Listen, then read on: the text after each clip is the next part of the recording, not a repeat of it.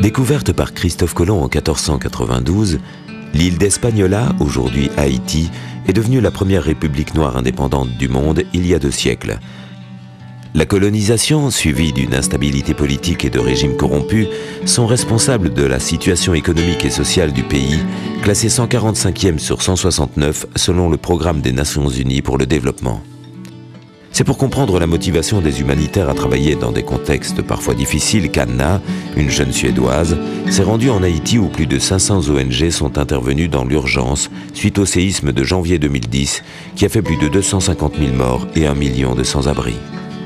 Ici, il y a eu le tremblement de terre et un afflux d'ONG et un afflux de bailleurs de fonds, les Américains, les Européens, les Brésiliens, tout le monde qui arrive en même temps et un gouvernement qui passe plus son temps en réunion avec les bailleurs de fonds qu'à travailler vraiment sur les priorités.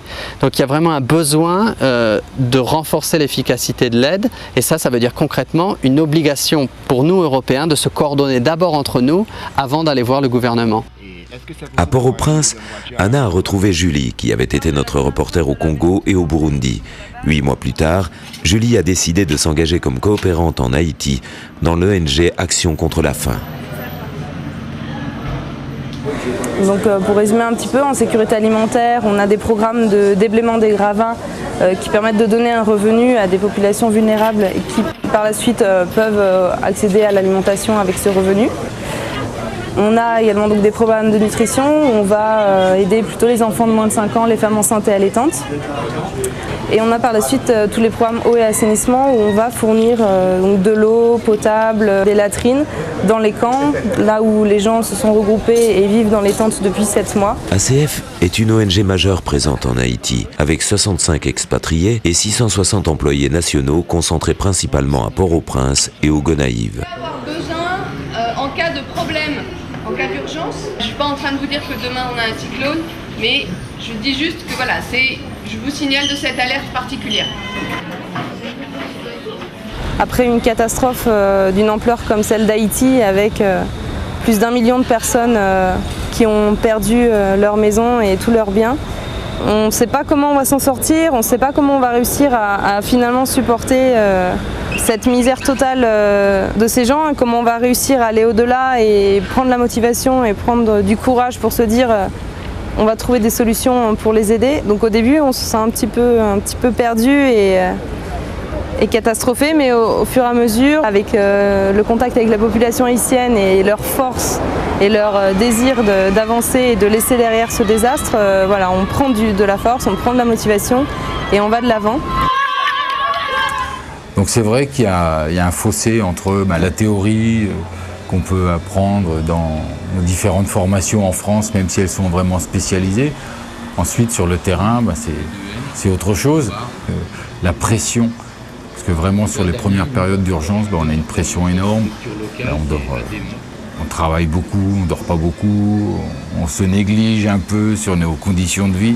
On ne mange pas toujours régulièrement et c'est pas facile. Il faut vraiment arriver à gérer son stress, à gérer sa fatigue. Et je dirais que globalement, pour moi, dans un projet de solidarité internationale, la part essentielle, c'est l'aspect humain. Un mot-clé pour moi, c'est le respect.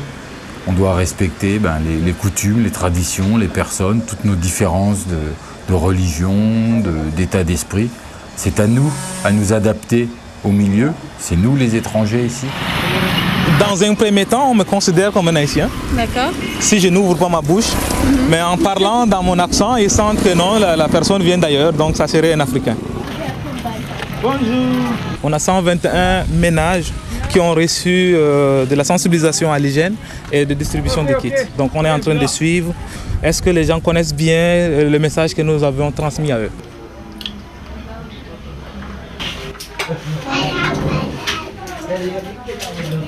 Faut chercher de l'eau propre avec savon pour que laver maintenant, c'est pas vrai?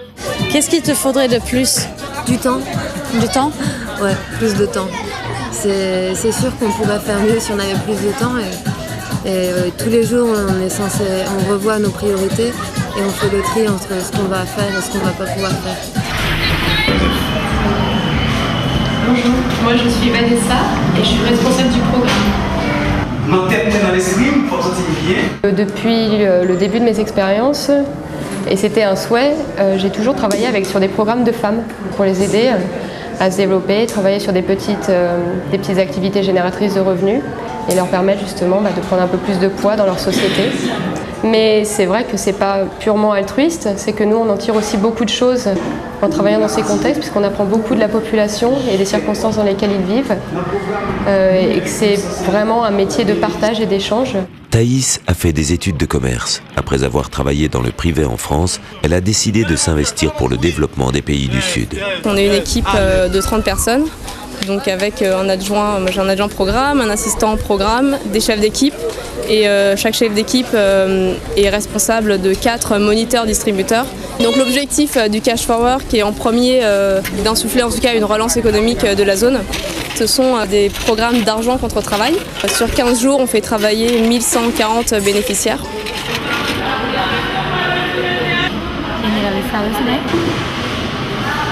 C'est un travail différent de ce qu'une infirmière fait en Europe ou en Suisse. Donc là, on investit beaucoup sur la formation. Et c'est très gratifiant aussi de passer la connaissance à quelqu'un et de voir mettre en place à la fin les connaissances qu'on passe. On sait qu'une fois qu'on va partir, la connaissance elle va rester, même si nous on ne sera plus là. Ouais, ça a bien marché. Le but de long terme des actions d'ACF, c'est quoi? Alors le mandat et l'objectif d'ACF, c'est l'éradication de la malnutrition. Alors je dirais que c'est un rêve, c'est aussi toute l'ironie, toute la particularité en tout cas du travail d'humanitaire qui est de travailler pour être un jour au chômage. On travaille aujourd'hui en se disant qu'on espère qu'on n'aura plus de travail demain. Contribuer à cette dynamique de changement de manière à ce que tous les hommes et toutes les femmes du monde puissent vivre dans des conditions décentes est certainement un projet mobilisateur pour l'humanité entière, mais qui aujourd'hui n'est pas reconnu comme tel. Aujourd'hui, ce qui est reconnu, c'est évidemment la croissance, le développement économique et technologique, et pas nécessairement l'équité sur la planète, ou en tout cas l'assurance pour l'ensemble des hommes et des femmes que demain sera un peu meilleur qu'aujourd'hui. Si le niveau de vie dans l'absolu progresse globalement dans le monde, les inégalités atteignent une ampleur jamais connue. Or, il est clair que, et des analyses économiques le démontrent, que la crise économique, d'abord financière puis économique, qui a eu lieu récemment, a une de ses sources principales dans les grandes inégalités de revenus qu'il y avait aux États-Unis. Et notre paradigme, je dirais, de justice du monde actuel est quand même très marqué par un économiste qui s'appelle John Rawls, qui a montré que, au fond, les inégalités en soi n'ont pas tellement d'importance. Ce qui compte, c'est le sort des personnes les plus défavorisées. Mais on se rend compte à présent qu'à force d'ignorer ces autres aspects, on en arrive à créer une société qui est sur une bombe à retardement et que les inégalités deviennent aujourd'hui un souci majeur et que si on ne prend pas des mesures radicales pour y résoudre, que ce soit au niveau national mais surtout au niveau international, à travers une meilleure gouvernance mondiale, on va vers des risques en termes de paix et en termes de sécurité des citoyens du monde et des peuples du monde. Nous sommes à un carrefour de plusieurs crises. Donc la crise financière, crise alimentaire, crise économique, crise des rapports nord-sud, mais aussi crise écologique majeure. Donc pour moi, l'enjeu numéro 1, il est là. C'est dans une gestion saine, juste, équitable des ressources naturelles de la planète. Ça, c'est la première question, mais ça implique une remise en question fondamentale de notre mode de vie, notre modèle de développement occidental, et je ne suis pas du tout sûr que les sociétés occidentales soient prêtes à faire ce pas-là. On est dans un monde difficile, mais je pense que les jeunes Européens, qui sont pour beaucoup privilégiés, même si la pauvreté grimpe en Europe et même s'il y a des difficultés, mais je pense qu'on ne retrouvera jamais le même modèle de vie que nos parents, que cette génération des 30 Glorieuses. On est une génération différente. Qui doit avant tout penser au social, à l'environnement, aux croissances économiques, mais durable, et ça veut vraiment dire quelque chose. Et donc voilà, on a cette responsabilité comme génération d'essayer à notre petit niveau, d'essayer au mieux d'utiliser nos capacités pour vivre dans un monde meilleur. Et voilà ce que pourrait être le portrait du développement aujourd'hui. La réalité, elle, se situe sans doute entre toutes ces manières d'intervenir, d'éduquer, de coopérer. Le développement nécessite la participation de tous ces acteurs, qu'ils soient du nord ou du sud. Autant que des moyens financiers, il appelle des attitudes qui permettront aux peuples bénéficiaires de prendre de plus en plus en main leur destin.